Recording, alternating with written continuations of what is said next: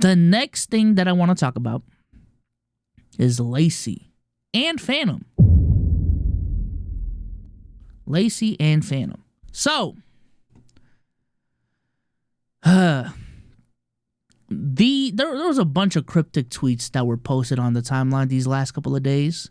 And maybe some of them not even cryptic. Okay.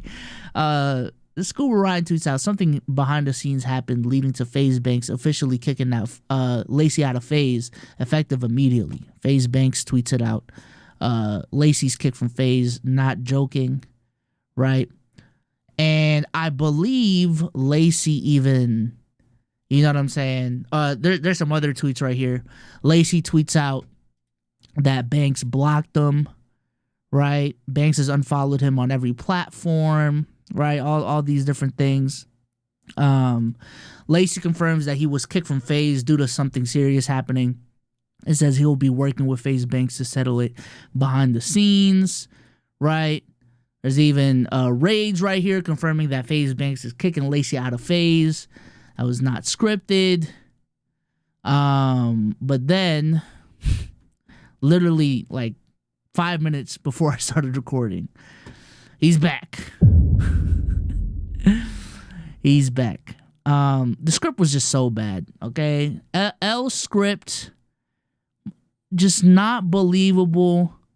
The only thing that could even remotely cause this is the whole Marlon situation, because Lacy is very close to Marlon, and Marlon's been getting cooked lately, so, you know, Lacy might get cooked by association. I don't know. That's the only thing. Or some insane behind the scenes shit really went down these last couple of days.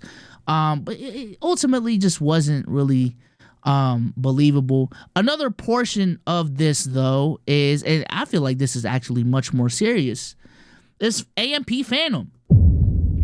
AMP Fanum. So Fanum has been putting out some cryptic tweets, or specifically one cryptic tweet as of late, right? He says, they forgot all the shit I did. I was feeding the team when I didn't have shit. I was taking a risk. I done got all of us rich. Is he just spitting a bar? I don't know. Is he talking about AMP specifically? We don't really know. And I will say this. I wish I do have more clarity. We had more clarity on these situations before I talked about it, but there's still some preliminary conversations to be had. Okay? So, clip season is kind of dragging it, but I do believe these Snapchat screenshots are real. So, this is from Fanum Snapchat. I find shit funny. Everything will soon come to light. They should be thanking me. If you knew what I knew, you would understand. Nothing is coincidence. Everything is always strategic from them. It's never natural anymore. Every move is calculated. Funny how you gotta watch those closest to you, but that's how it goes. They think they're actual gods. We know who God really is. Their God is money. Mine's isn't. Very, very, you know, very bold claims. Very bold claims. And let's see, I think there's another one right here. AMP Twitter page unfollowed me and removed me from having access. Laughing emoji. I bet. Can't wait to find out who came up with this. So that's a part of it as well. And maybe this, hopefully I'm not really getting got right here. Jesus Christ. This is another Snapchat from Fanum. They sold their soul. They mad I won't do it. Yeah, just a lot being said by Fanum here. And again, I just don't know, because he don't want to be direct with it, and I probably get why he doesn't want to be direct with it. People are saying AMP's having a fallout right now. People are saying, this is a management issue. Because for those who don't know, AMP used to be a collective, and it still is, primarily owned by the core 6 members. But from my understanding, especially as they've blown up over these last couple of years, they are under management now. They are under management. There are people behind the scenes that are managing shit for them, getting them opportunities, lining up shit for them that y'all just probably don't know because y'all have never seen them in a video.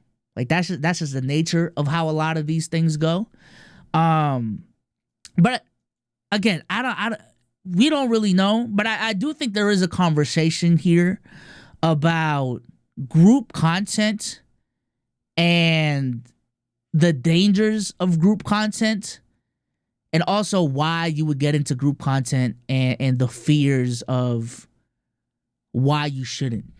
You know what I'm saying? Because that's the tie-in with Lacy and Fanum, is these are two content creators that are part of a group. And we've seen so many groups fall out in history. You know what I'm saying? I think this even goes beyond content.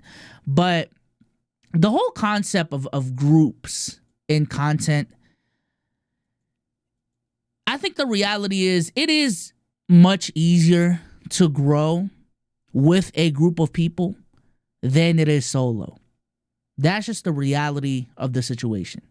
And I do think AMP as a collective, what they've done as a collective, even if it's not just on the AMP channel, just them coexisting with each other, all the content that they've done individually, but incorporating each other into the content has catapulted them into a stratosphere that, even though I was high on them originally, I did not think they would ever become what they become. Like, AMP has just become the craziest thing in the world. You know what I'm saying? But for me, my advice for people when you are doing group content, as a person who is also actively doing group content myself, is always maintain an individual base that you can fall back on. Always. Always maintain a certain part of the business, certain part of your business, certain part of your content world that is independent from the group that you're a part of. Right? Because ultimately, and this is just natural, a group and the decisions that a group makes will hopefully always be a collective decision. You know what I'm saying? There's going to be a lot of people in the kitchen trying to cook up. There's going to be a lot of people in the kitchen with differing opinions, right? And ultimately what happens a lot of times is, especially if these are people that ideally have the same amount of pull in the group, is that the decision that you land on as a group is ultimately just a compromise of everyone's wants, right? Ultimately a compromise of everyone's wants, but it's not what you actually want. You know what I'm saying? Like, again, as a person in a group myself, there's been a lot of decisions that, we've made as a group where this person wants to do this person wants to do that. We try to vote it out and try to discuss, but the solution, what we end up doing, is an in-between thing, right? And especially when you're talking about big business and big decisions like Fanum is dealing with right now,